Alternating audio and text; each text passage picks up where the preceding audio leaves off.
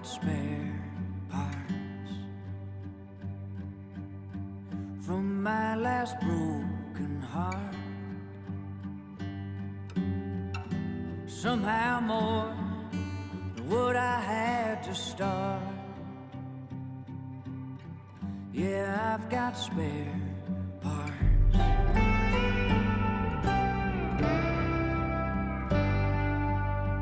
I tried to fix it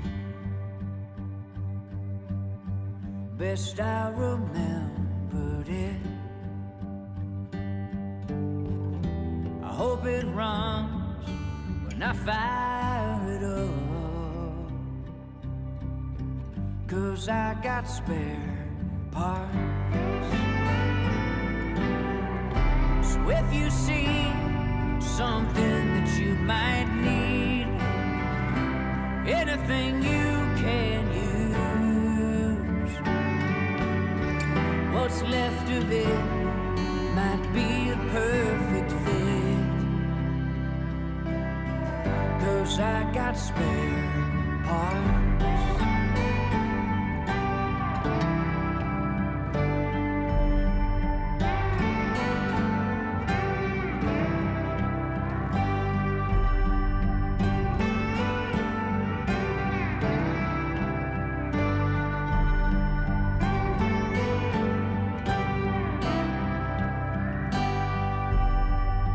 Took a piece of you, like lovers often do. I'll try to make it good as new, 'cause I got spare parts. So if you see something that you might need, anything you can use, what's left of it might be the perfect fit, 'cause I've got spare parts. What's left of it might be the perfect fit, 'cause I've got spare.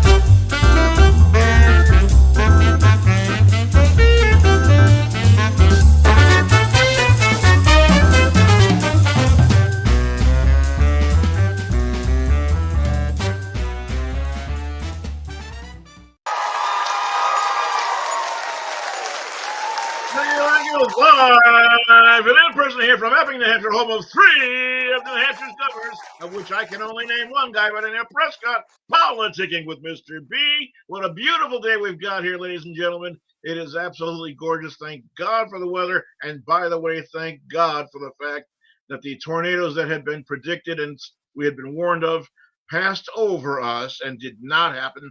Thank God. And there weren't a lot of damage and so forth, and people not hurt and killed and lost things and whatnot going on over there. We have got a hell of a great show for you, ladies and gentlemen, coming up. We've got someone that we're going to be talking to that you're going to absolutely love. But before we do anything else, we have to do these things because it's absolutely necessary. Blazeman, have you got the flag ready? Let's run the colors up and get the show on the road. I pledge allegiance to the flag of the United States of America and to the republic for which it stands, one nation, under God, indivisible, with liberty and justice for all.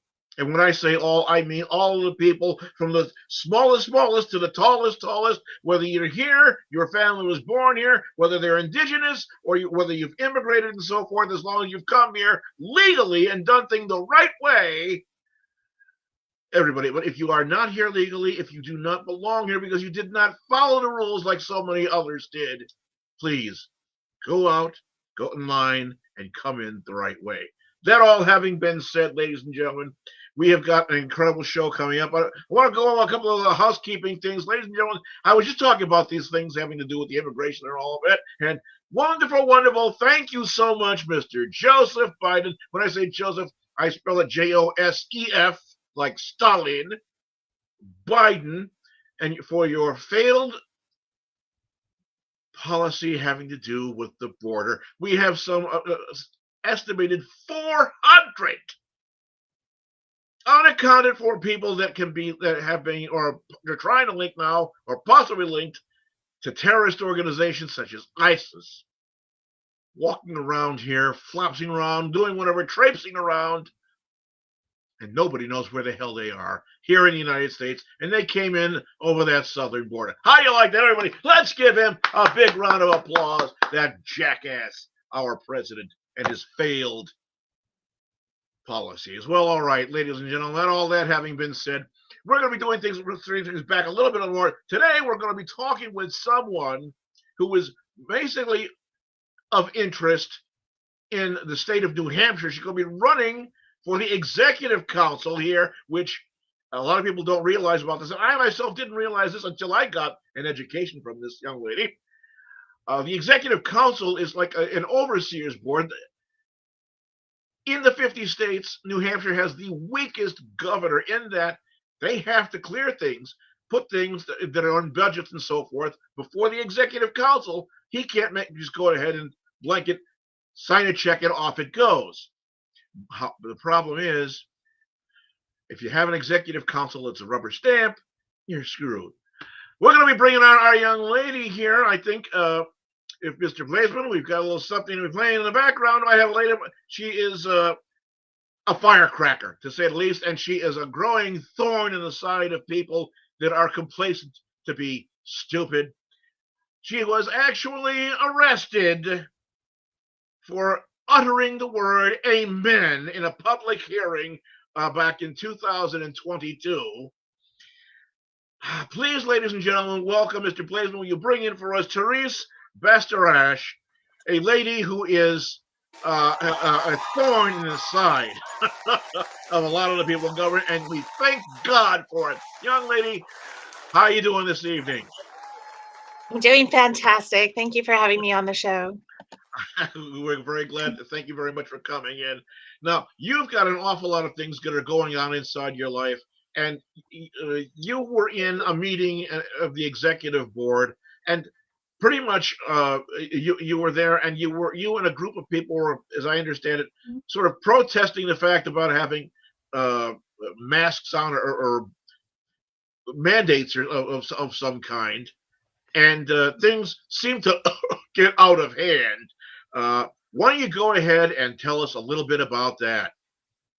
So what it was, let me just back up. You mentioned a little bit about the executive council. So here in New Hampshire, we have a governor. Most states have a lieutenant governor. We do not have that here in New Hampshire. Our forefathers in the Constitution did not want a dictator. So they designed 5 individuals. The state divided up into fifths, and each fifth of the state would have an executive council member. And it is the executive council. The governor can bring forward who he wants to nominate for an AG or for a judge, but it is the executive council that then has to vote on that, and there needs to be a majority for that person to actually take that position. Same with any spending over the amount of $10,000 has to go before the executive council and be voted on with a majority vote. So the day in question where I became educated and realized, started my journey, I guess you could say, there was a call to action to go to an executive council meeting by a Health Freedom Group here in New Hampshire. And they meet every 2 weeks, the executive council, by the way. They go through about a $250 million every 2 weeks that they approve. Anyways, long story short, they were looking at a federal money coming back from Washington to the state of New Hampshire in the tune of $29 million. But within the contract, it was money that was going to be used to create a digital registry of who was and who was not vaccinated. And then the grant money, the worrisome piece was that it stated, if you accept these funds, you will be obligated to isolate and quarantine anyone the federal government deems a health hazard, which at that time, this was October of 21, We did have individuals in Australia who were being placed in modular homes when they tested positive. So reading that language, of course, I want my hard-earned tax money. I'm actually a registered nurse. Want my tax money to come back from Washington and benefit, the citizens here in New Hampshire, just like anyone else would. But quickly discovered that with every mouse, with there's always cheese in the mousetrap is one of my favorite sayings. And this line item to isolate and quarantine individuals that Biden and Harris deem a health hazard, that constitutionally, I mean, it sounded like, you know, the Holocaust to me. It just, no, this is not okay. We don't want money with strings attached like this to it. And truly, we don't want the government um, wondering who is and who is not vaccinated. Like that is between, if I want to keep my body organic, that's my right to do that. And I don't need anyone, keeping tabs on what I've chosen to ingest There into is my body. something very, very old in the back of my mind about New Hampshire. There's something live free or die. And it sounds to me that this is exactly the spirit in which you folks have done your undertaking. So, yeah, so with that, there was about 300 of us that we emailed, we called, we texted, really just rallied everyone we could to contact your executive council member and let them know that how we felt about this grant money and to vote no on it. And then, of course, the governor actually was on my own Facebook. I have a voicemail saved on my phone, trying to reach me and say, "Oh, you're making a much to do about nothing," kind of thing, and just kind of downplaying. And he really wanted the money, and I was just like, "No, not with that language." And I did contract work, and it was right there in black and white. So he was trying to kind of talk us out of being worried about this. And anyways, we show up and we're about an hour and a half into the meeting.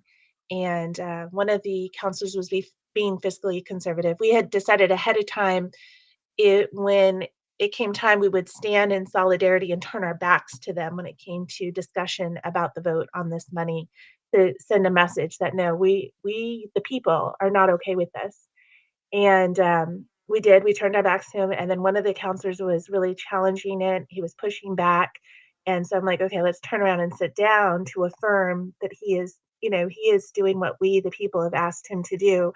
And it was right after we sat down that I was tapped on the shoulder by 6 state troopers, and I was asked to come to the back of the room. I had my 2 little boys with me who I adopted out of foster care. It luckily had just gone across the way to the planetarium with my future mother-in-law. They had gotten restless after sitting there for an hour. Yeah, but I was brought to the back of the room. I wasn't told to stop. I wasn't told to leave. And they said, "You're being arrested for disorderly conduct." And I said, "What did I do?" I had to work that night. I had the keys, the car set. I was like, and they couldn't answer what I did wrong. I remember them taking a political pen off my sweater. It was a Bolduc pen, someone who was running for office at the time, and put me in zip ties. And next thing I know, I'm being put into the back of a paddy wagon. And I just yelled out, "I'm being arrested." And I was in shock at that point, but I was really worried about my kids. I was worried Understandably, yeah. my job, just Yeah. everything at the moment. And then after I yelled out, "I'm being arrested," um, everyone in the room just kind of was in shock, and several started to question what was going on. And at the end of it all, 9 of us were arrested that day. Well. Now we can sit here and talk all night. A picture's worth 1,000 words. We got some video. Why don't we go ahead and show the people exactly what happened? This travesty, this miscarriage of justice, and for it, I put, because he was there, the governor himself responsible. Let's, Mr. Glazeman, if we got that video, we can go ahead and launch that. I can tell you that I would never approve this contract. You can call it whatever you want to call it. It's still paying for their setup, which is wrong. And this council shouldn't be doing that. We can do it whatever way you want to do it. So the council is against reimbursing companies for their costs to start a contract? Correct. If they're providing a service and the service is $3, then they should increase their service price to make the accommodations for those setup prices. Because that's what most companies that are private companies do. So you would rather see their setup cost integrated into their monthly invoicing instead of I have not a seen one-time anything here invoice that looks cost like after anything they is set up. disruptive. I'm not looking to pay I'm for sorry? the setup cost at all. So if you watch him Twist the closely, language he's whatever nodding I'm not his you want. head, twisting the switching language, verbs. Counselor. I But what do. I'm looking for is for them to do Yeah. business as most companies in this country do. If you want our business, come in and do the service. If I may, when we set up a $50 million MMIS You system. see right here, with they're a lot tapping of me on the upfront shoulder hardware, it takes and asking me to years. get up and come We with pay them. for that Look at hardware all The the gentleman state that was police sitting next to troopers. me. before they So that's me there in the black shirt. That's you in the black shirt with your head back, your hair back up in a bun, and they're marching you, and it looks like someone in red, a red cap and hoodie. They're marching you out for what? They could not answer. They couldn't tell us Okay. set up what we Okay. did wrong. They $50 couldn't tell million us why we were being MMIS arrested. system So, all right. with a lot of upfront hardware. It takes So years. this is Watching. quote unquote disorderly conduct. Before they bill us for the management of the system. To be See? fair, we don't pay for it We'll get to it in a minute. But as they I had to wait 2 weeks to get a criminal complaint, what multi-million exactly I was dollars, being charged we with. do pay, so there, I'm just saying, there is a precedent here for especially when the text. If you look at the demographics, They it put it has in, they send us their professionals, invoice, we grandmothers, put it in, accountants, and then we get the engineers, monthly billing for the programmatic fees. I teachers. understand that you can do it. you can Basic integrate members that, of the general citizenry is there. It's No, I agree. a I wide think that spectrum the perspective of impression that we people. were under during the initial conversation So as you was that watch, council you're had going to problem with watch paying money a upfront CPA before they accountant, submitted contracts. her husband So who's the an way we engineer, strategized was that we a would have to 70-year-old pay retired for preschool those teacher, startup fees themselves, another business owner. invoice them to us, either All be arrested. One with a mother, pause here. one with a baby in her arms.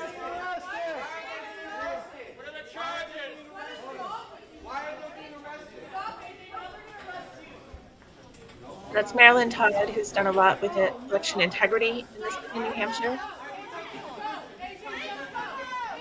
This is ridiculous. And her husband, who loves veterans. I'm expecting to see people with bar mustaches and freaking. It was everything for the crowd to stay composed because it was so upsetting. There goes John. John mumbled, "You're arresting the wrong people." What did these people do? They did nothing. They just came and took them. They did nothing. They took Therese.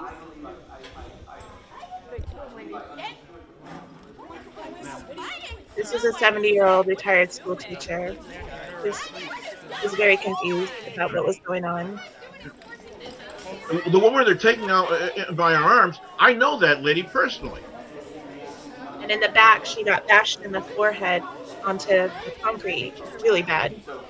It was really not okay. If we want to see it in an even different way, we can, I suppose we can go back. Keep and going. We have a lot of contracts to do this with. But that's on me. I thought we were getting rid of the free pay and just making sure that the hardware. This is ridiculous. This is ridiculous. You'll see people are scared, so they just start leaving. There's all kinds of state reps there. That's Billy Potenza. And it seems to me that We that's think exactly what they actually wanted. meant to arrest her versus the school teacher. Subsequent invoices we Or the can do that, preschool but I don't teacher. think a lot of Still don't know who companies are that going to lady in the purchase green is. hardware, buildings, and all the programmatic needs of big Drinking his coffee. multi-million-dollar programs and not expect to get reimbursed. I'm beside myself at this time. I Horrible. This It's hard to watch. structure is actually very typical for these kinds of contracts. She did nothing. Commissioner Goulet would probably tell us that with respect to all sorts of IT. this is contracts. ridiculous. And I think the risk of advancing money up front is that we could. All right, Mr. advance Blazeman, money could you hold this video and for a never moment, get please? the product. I want to ask if you can tell me, because I don't remember ever seeing anything at all about this on Channel 9 or any of the news stations. I didn't remember seeing anything at all in newspapers like the Union Leader or the Concord Monitor. Nothing.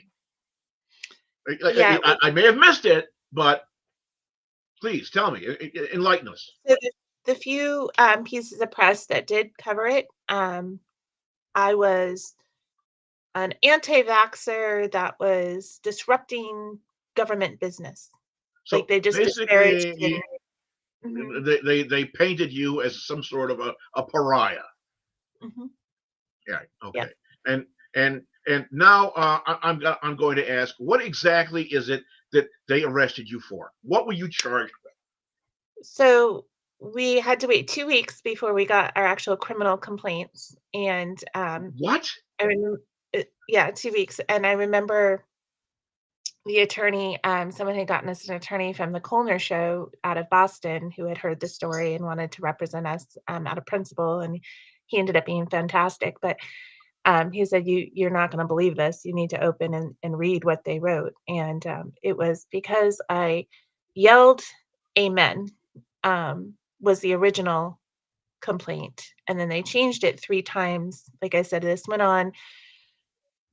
We had 6 hearings, and then the night before my trial, they dropped the charges. So it went on for about 18 months, Okay. that I had to deal with the legal battle of this. But the first initial complaint was that I yelled "Amen," then they changed it to I uttered "Amen," then I recklessly uttered "Amen."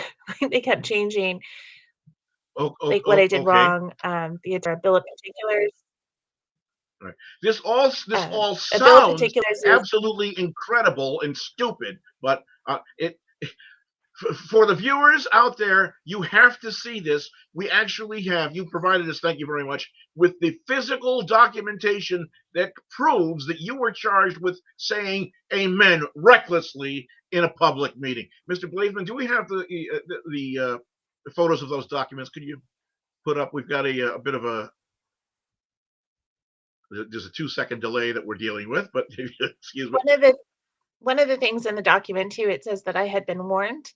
And I was like, I was never like, what are they talking about? And I guess at one point when I took the boys to the bathroom, and you can see it on the video camera, from the video from the inside the room that the state had, you see me get up and walk the boys to the bathroom, and then they do a blanket warning to the whole crowd that if anyone is disruptive, they will be arrested. Sort of a And reading of the so riot act, so to speak. yeah, but it was like a blanket generic, nobody was doing anything at the time, that they just kinda threw it out there. They rattled the Um, sword. and then it actually shows me coming back from the bathroom with my boys, and I'm like this to the crowd, like, "Remember, we're gonna stay quiet." You know? So, to say that I was causing any sort of disruption was the most ridiculous thing ever. But my attorney was like, "I can't defend my client unless I have the detail of what it is you're charging her with." And so he advocated a motion, something called the bill of particulars, where it requires the state to show exactly particular where I, because in the video nobody ever like stopped and turned their head and looked my direction. Like there was 150 phones in there. There was the video camera from the ceiling. So leading up to all of this, my attorney's like, I don't see any point in time where anyone around you, like, if nothing, you were just very intent listening to what they were saying. Oh, So they just didn't they ahead of time decided that there was, that they were going to remove some of us from participating in the political process. recklessly created the risk of a breach of the peace by disrupting the orderly conduct of business of a governmental facility by yelling amen after receiving a warning. Now, correct me if I'm wrong. Now, I have to know this. What caused you to create such a heinous utterance as the word amen? Why do you say that word? She was accused and warned. It says she was warned, okay, after receiving a warning from Peace Officer Sergeant Megan Walsh, and that supposedly she continued verbal disruption of the governor and the council meeting occurring at the police standards. and training facility would result in arrest for disorderly conduct. Sorry, I had to get that. Please tell us, why did you utter the word amen? Honestly, I out of the gate, I didn't remember ever even uttering amen. Like I'm like I said amen, I think after the Pledge of Allegiance at the very beginning of the meeting. Um, and there was a point in time where Executive Council Gatsis was being fiscally responsible. Like he was challenging the contract, and that's why we turned around and sat back down. And I was like, did I say amen? Because he was, Somebody going finally in. is Right, right. being Okay. conservative for the people, and in fact, that day they voted no on that money. Okay. They I'm going to ask you decided to a say very no to important it, question. and then they turned around and voted on it, but I didn't even remember ever even uttering the word amen. Okay. It's I'm going to ask you it's an important question. It's a personal question, but it's important. You are you or are you not a person who is steeped in a recognized faith? Yes, Okay. I love Jesus with all my heart and soul. I wouldn't say that I'm religious, but I have a very intimate relationship with my A person creator, doesn't have to be and religious to be a believer and have right, faith. And right. the word amen is something that is ordinarily, especially in Christian faith, and also in Hebrew faith, the word amen is something that's uttered as part of a prayer. And these So, people have arrested you for uttering the word amen, well, abridging. the first initial one was that I recklessly yelled it, or that I yelled it, and I caused a big brouhaha. But then if you look at the subsequent paperwork I sent to you guys, they change it over to she uttered, and then they couldn't show anywhere on the video where anyone even looked my direction that I would be disrupting the crowd. But amen itself means let it be. And it's something that, sometimes people will say under their breath in agreement to, something that someone else is doing, right? Like amen, Absolutely, Mhm. absolutely. So now we have you. You have been arrested for this, and now we do have two other sheets of paper which shows that the charges have been cooked up or changed around or whatever, however you want to say it. They really have created a So situation where it's in flux, so to speak. And So and something yeah, something to take note of, I believe it's in the one that you have on the screen. Let me get rid of this little chat box. That says it was Governor Sununu had ordered. Yeah, the governor, I believe it was that the governor had ordered that Governor Executive Council continued any meeting. verbal that he would. So we actually, because it said that was like a gift from the state troopers legally, because that was in there, we could subpoena him. And so it Mhm. was when I told my attorneys, I want to subpoena him. I want him to be questioned on the stand. And they were like, well, he'll do his executive privileges. He'll just say no. But then we noodled it and we ended up subpoenaing him. And it was that caused them to drop the night before the trial, because he didn't want to have to take the stand. And and you may not have heard a lot about it in the media. There's still people in New Hampshire that I'm surprised 3 years later haven't heard what happened on October 13th, because it was horrible. It was very life changing for a lot of us. Um, but I will say that he had aspirations to run for Senate against Bolduc, and he backed out of that. And then he had aspirations to run for president, and he backed out of that. And a lot of it is rooted back to October 13th. And I'm not saying that but the reality of it is, the civil suit is still about to blow up on him again, which will be, you Running for violated Senate, running for people's civil president. This rights. guy shouldn't be running for a crosstown bus, for Christ's sake, after No. something like this. And I All had right. voted for him. I had voted for him in the previous election. I had no idea that, but then I've learned that his brother works for the World Economic Forum, and there's a lot of corruption in both parties, unfortunately. And Governor Sununu is a man who is after the money. And when you start going to these meetings, which I still go every 2 weeks, I was actually in my bail conditions, they put restraint orders that I wasn't allowed to be within 150 feet of the executive council or the governor for a year, which meant that I couldn't go to the meetings without standing in the back of the room. And they actually had like masking tape on the carpet that I couldn't go past that spot. But I still, Allegedly uttering amen in a meeting. yes.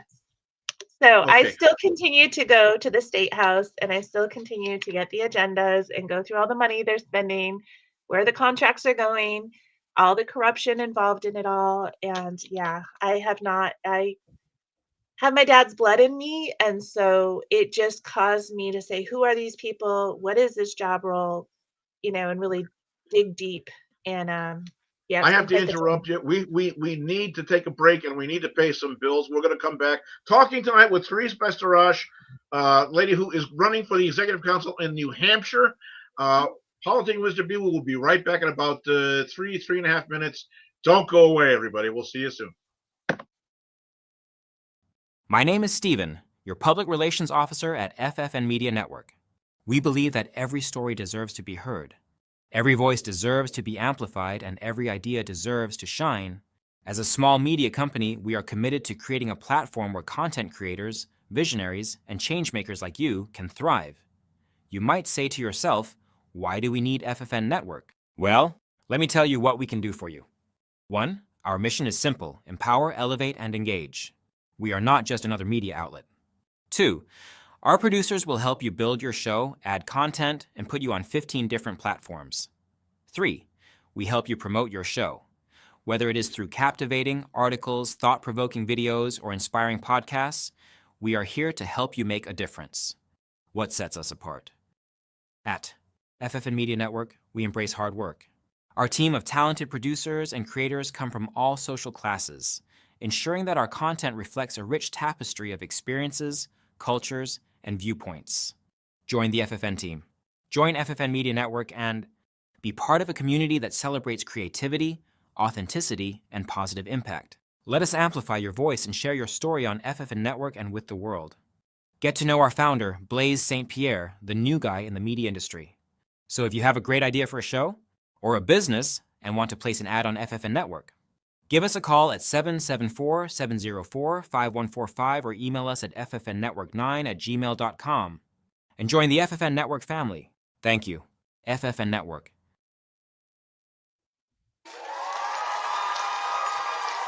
Everybody, we are back here tonight. Politicking with Mr. B, speaking with a young lady here who is a wild firecracker here in New Hampshire, who Governor Sununu really doesn't seem to like, but you know what? That's his tough shit. Pardon my language. I don't mind saying it.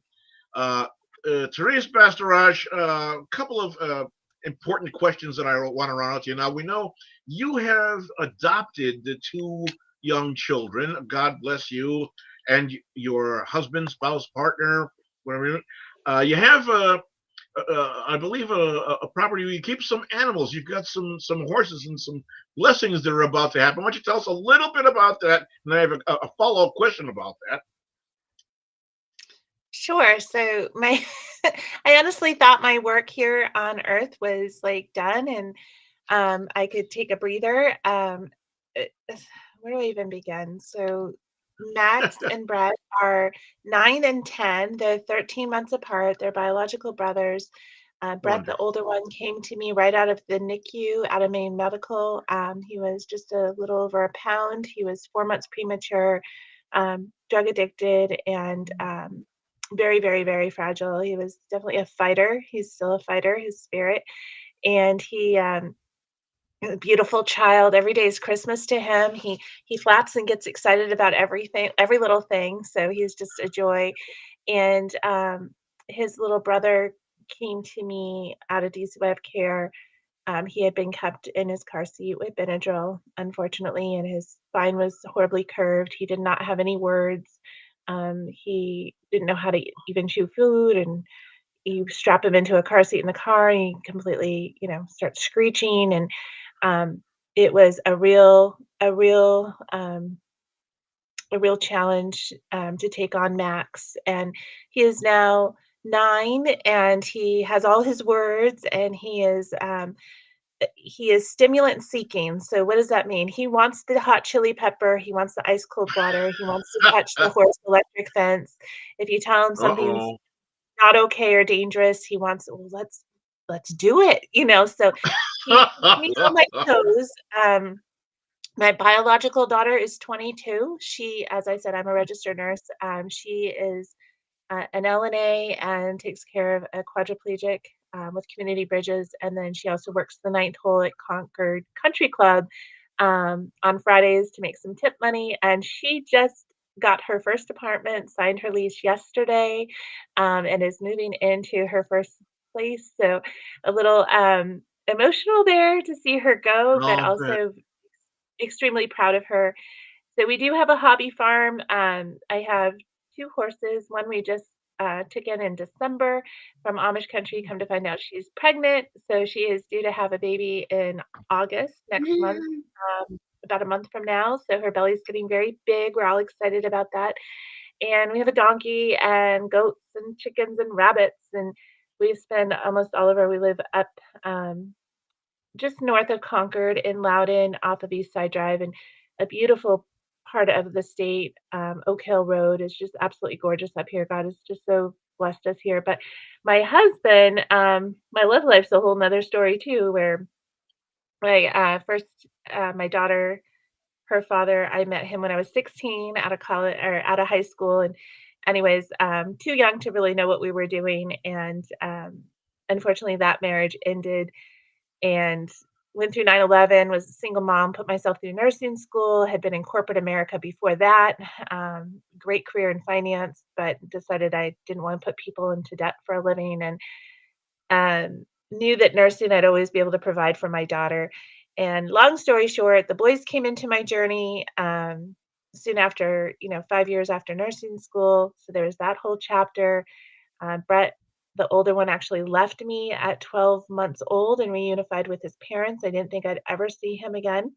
So when people say I could never foster, it would be too hard, absolutely felt like my heart was ripped right out of my chest. And didn't understand what God was doing, was completely um, devastated because I knew mom had cigarette burns on her from dad. I just knew he wasn't going into a safe situation. And now, just that memory came up the other day of his first visit back to me where mom and dad asked for help, and then looking at them playing in the yard and building an addition onto their tree fort, and just being so grateful that God was faithful through it all, even when it didn't make sense. So I've had some really hard journeys in my story, but I think they've made me very strong. Very strong work ethic for my dad. My dad was a businessman that listened to Rush Limbaugh every day on the way to school, and my mom was a nurse and wanted to save the world and fell in love with the homeless woman that had a baby in her arms. And I had younger siblings that were adopted. So the apple didn't fall far from the tree. I've got a lot of my dad in me, the stubborn, work hard and play hard kind of thing. And then my mom's side of me is definitely there too. So I thought by the time I adopted Max, I was all set and, a nurse. And I started my 22-year-old daughter, her best friend, her name was Leanna. And Leanna's dad had also decided to wait until Leanna was off and out of high school to date. And the girls were always trying to set the two of us up. And he knew my story from a distance. He, because the girls would do sleepovers and slumber parties. And my girlfriend and I went out to listen to live music and put it out there on social media. If anyone in our demographic wanted to join us, then he chimed in. And my girlfriend was like, he is so salt of the earth. Where did you find him? And so actually the girls have been trying to set us up forever. And we started dating, and I was arrested 6 months later. And his dad. What do you want to do next week, honey? He's like, redheads are crazy.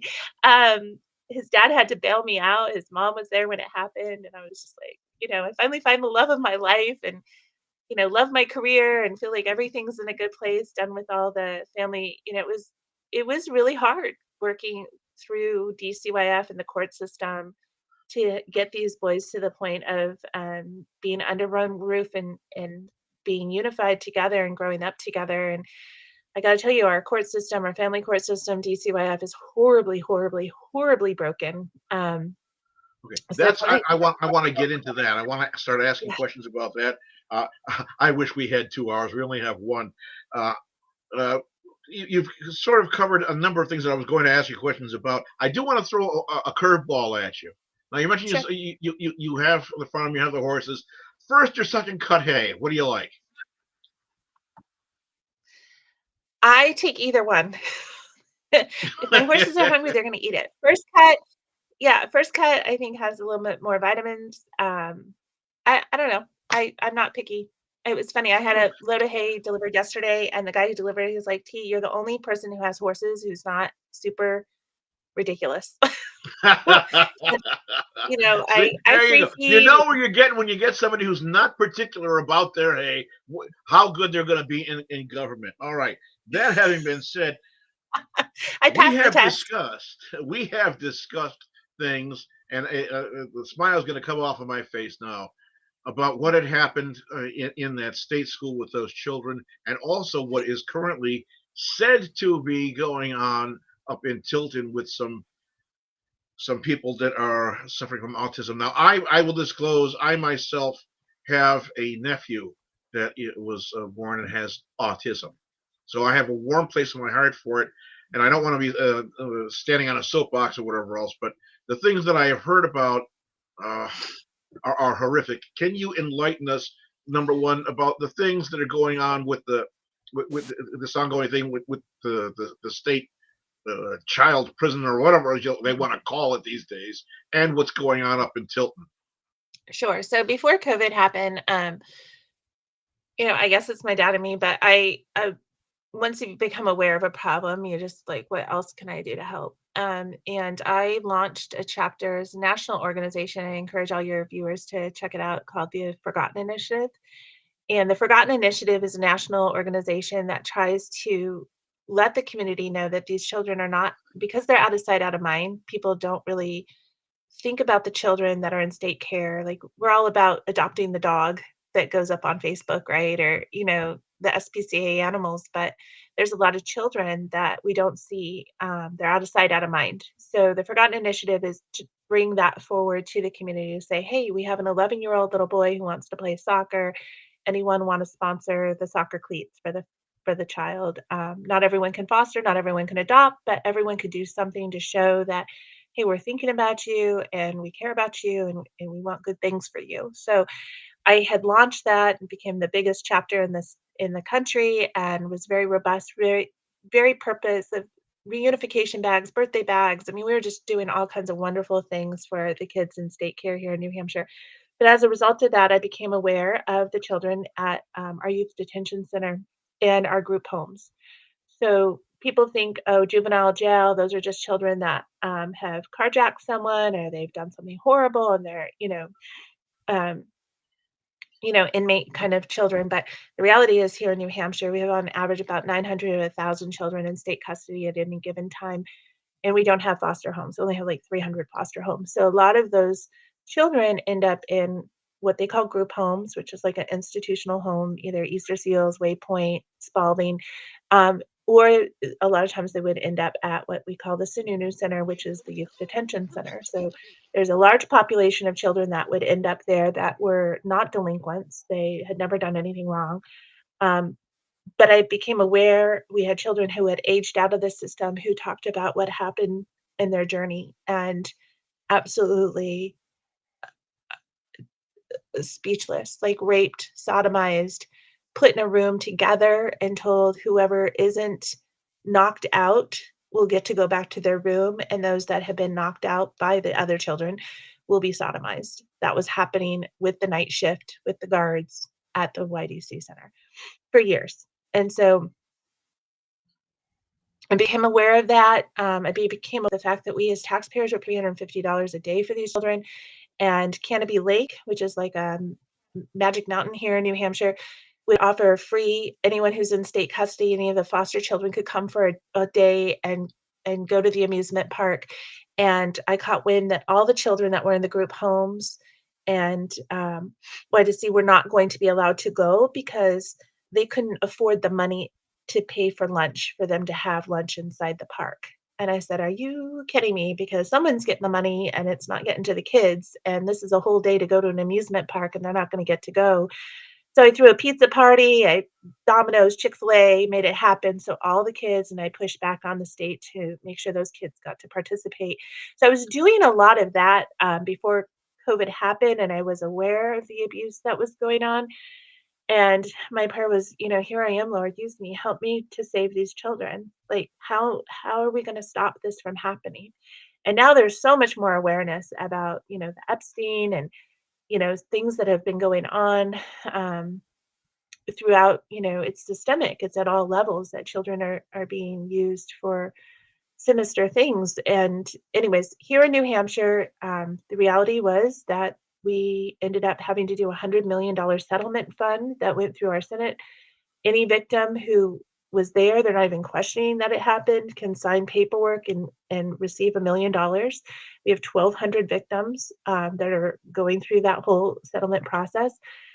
But then the victims, I started to become involved with them, and they have their own group, and their thing is Therese. They arrested 10 people, but those 10 individuals are out with ankle bracelets. They haven't spent a day in jail, and they're still getting their pension. One is coaching a basketball team. One lives across the street from a park. How do we just take this money when we know these individuals are still out in the community and there's been no remedy, there's been no mechanism that what happened to us as children isn't still happening? Everyone just wants us to take the money and go on with our story, and we can't sleep at night doing that. And so I became an advocate for, we've got these men. One was just deemed incompetent because he's over 80 and can't stand trial. But all of the trials for the 9 individuals are for 25, 26, 27. They've been pushed way out. And part of that, well, one individual decided, I'm not going to take the settlement money. I want to go to trial. And his name is David Meehan.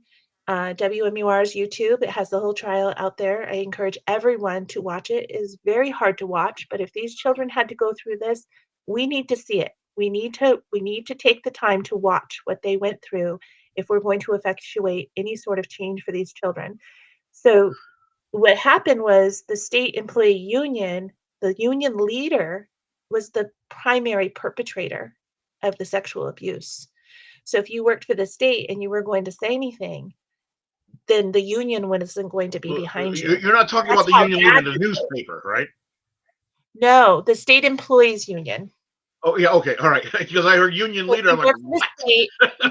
Yeah, no, the state employees, like if you watch the WMUR, you'll understand why people knew that this was happening, knew that these horrible, horrible things were happening, and why they were intimidated and forced to sit down and say nothing and not speak up and not deal with it. But there was over 150 reports. Some were authored 2007, 2009 by Senator Whitley, who's one of our current state Senate 24 senators, as she worked for civil disabilities at that time and went in civil rights. And the reports show 85% of the children were being injured. And you've got Kevin Smith, who's the town manager of Londonderry, was the director of policy and procedure at the time. So you have all these names here in New Hampshire that as they went through the civil trial, if you're following me here, so David Meehan said, I want to go to trial. I don't want to take the hush money. He was just awarded $38 million for his case. And as you watch the trial, you see you start to see everything and how really ugly and how far reaching it was and just how bad it was. So the victims are saying, we need to open up the closet door if we're going to fix this and stop it. Yeah. And those that were involved who maybe for whatever reason, the attorney general, but you've got some of the same characters that knew this was happening and were complicit, now running for office and asking for our votes. And they're saying, oh, well, I didn't know that was happening. Okay, well, if you didn't know that was happening on your watch, should you really be in leadership? And why are you not talking about it as part of your platform? You get the cowbell of the night tonight for that one, young lady.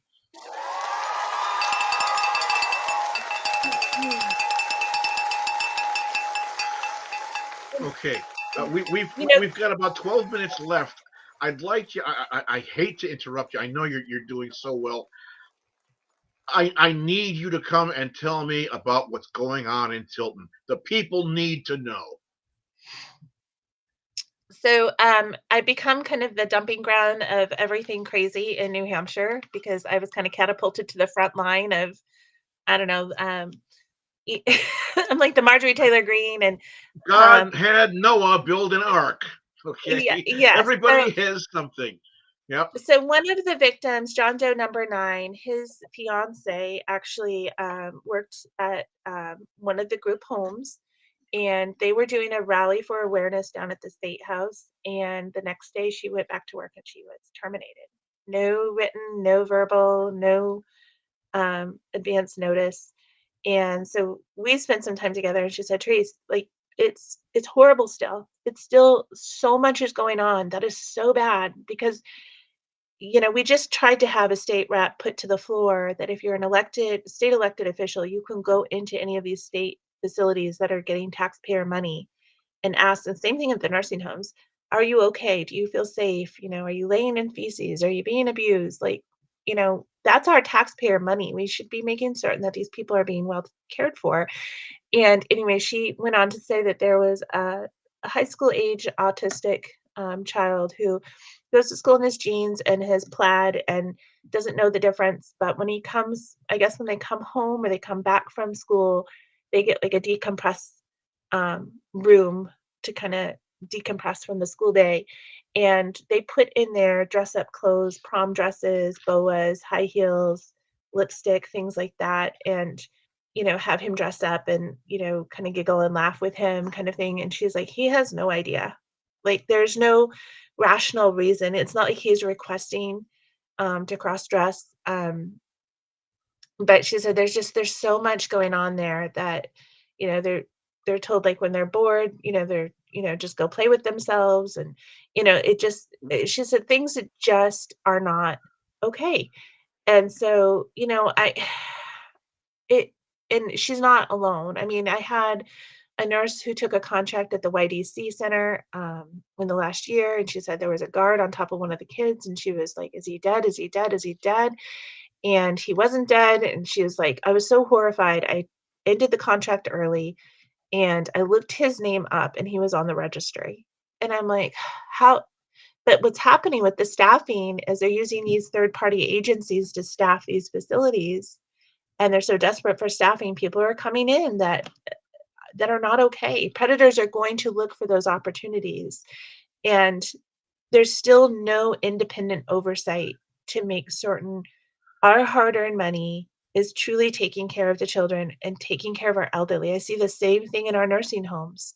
Horrible, horrible things are happening. What are we doing as a culture that we would allow the government, I was at the meeting today, to spend the money that they're spending, but then not seeing it through to make certain it's not. There's plenty of money to take care of the disenfranchised if we could get rid of the corruption.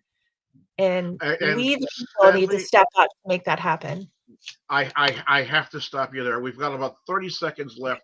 Therese Bastarache, you are running for executive council here in New Hampshire, and I pray to God people have the sense to check the box with your name so we can do things and that other people will come out to work along with you. I want to thank you so much from the FFN network, from all of my co-workers and everyone, and for the viewers for coming out and telling your story. Please, will you agree to come back and talk some more? Yes, and if you'd like to support me, it is Therese, TERESE, the number 4 in H.com. You can go out to my campaign website. We actually are doing a raffle for a people protector that was donated to the campaign. So if you want to get on that opportunity to win something beautiful for your family. But yes, even if you're outside of the state of New Hampshire, I would appreciate your support. Definitely going up against the establishment, which is not easy. Well, all right. Therese Bastarache, thank you so much for coming out. When the time comes, kick ass and take names. I'm Mr. B. This has been Politicking with Mr. B. We got the I-12GIA group coming right up after that. Thank you so much for tuning in, everybody. I want to reach out and thank also Blazeman, my engineer. Guy has been working so hard. Everybody have a great night, and we'll see you all again soon. Take care.